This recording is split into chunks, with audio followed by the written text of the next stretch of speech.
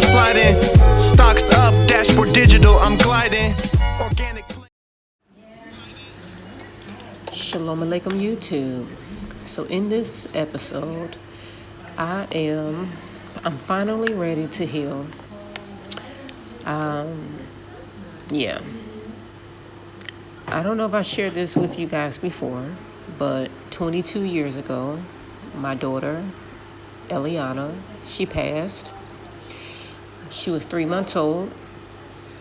And I can't say that I ever healed from that traumatic experience.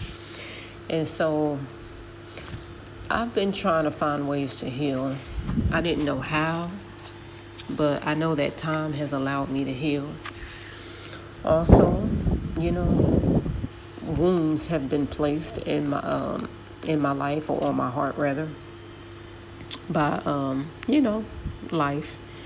And so I found myself journaling to ease some of that pain. I did start receiving life coaching services with healing and truth coaching. Never ever thought I'd be one to sign up for life coaching services, but I did. And I thank Yahweh that I did. I'm sharing the information with you guys on the screen, so if you're interested, you can contact Zetah, and she will be of great service to you. And on this healing journey, I'm ready to release my daughter. I had my daughter cremated when, after she passed, after the funeral, because I did not want to bury her in the ground. I didn't want to bury her 6 feet under. When I tell you, when I walked into that funeral home, she was so small. Her casket was like the size of a child's shoebox. That's how small she was. And I can't get that image out of my head. And I remember falling to my knees because I just was in disbelief that my child was gone. We always think it can't happen to us, and it did. And I'm finally coming to the realization that I need to let go. I want to heal, because when we hold on to traumatic experiences or events that took place in our lives, we actually hold ourselves back from greater blessings, from greater opportunities that Yahweh have in store for us.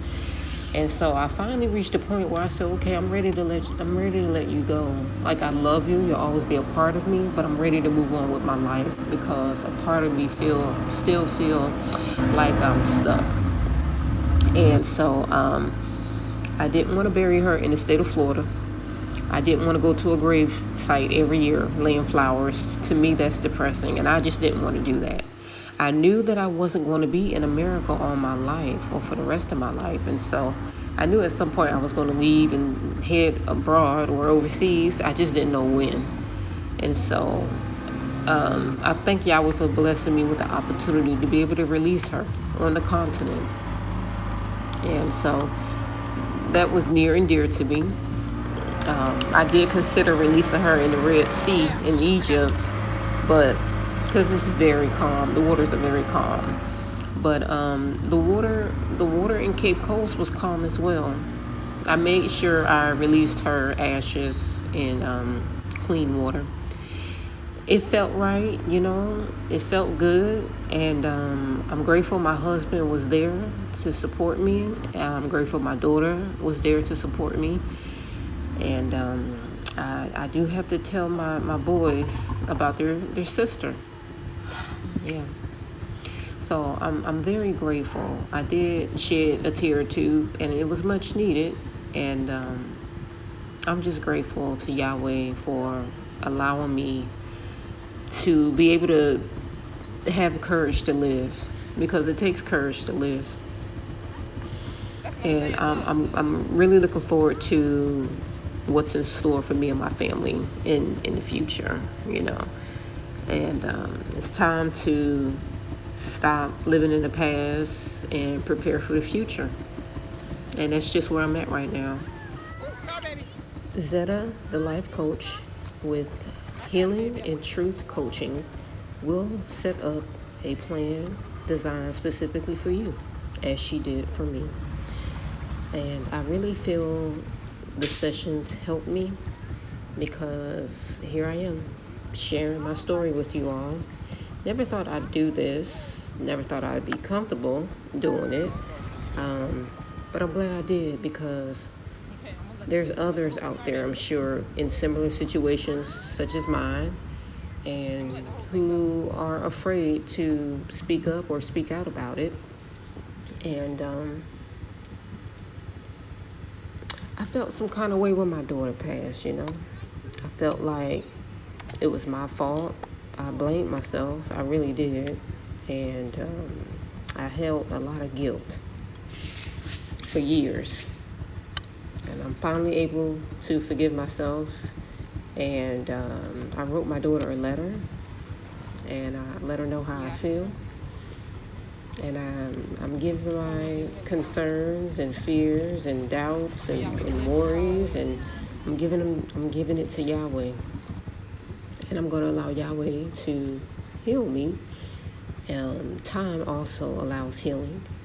But Healing and Truth Coaching will definitely surprise you, because I've always considered seeking help, but it sounds crazy when you say out loud, like, oh, I need therapy. But some of us really do need help. And I was ready to heal. Yahweh keep reaching out to me. Yahweh kept talking to me, telling me, hey, you need to do this, you need to do that. You need to, death is death. And I don't mean to sound harsh or just cut off, but it's true. When someone passes, those memories is what you get to keep of them. And I said, okay, Yahweh, well, you want me to get over her passing, and you want me to move on with my life, and you want me to stop allowing the past and things that, even individuals who've done harm to me, you want me to find a way to heal, let it go. And it's like, okay, I'd ask Yahweh, okay, well, how can I let it go? Or what do I do? Like, how do you heal? I didn't want to do rituals or anything like that, because that can open the gate to open a door to other paths, and I didn't want to take that. But Yahweh led me to Zetah, and I'm grateful. So I'm going to leave the link below for anyone that's interested in contacting her for information. And please like, share, and subscribe to the channel. I hope this video helps someone who needed to hear, this story. We all have a story to tell, and there's no shame in telling our story. So, tune in for next week's video. Please like, share, and subscribe to the channel. And until next time, Shalom. One more thing, you guys.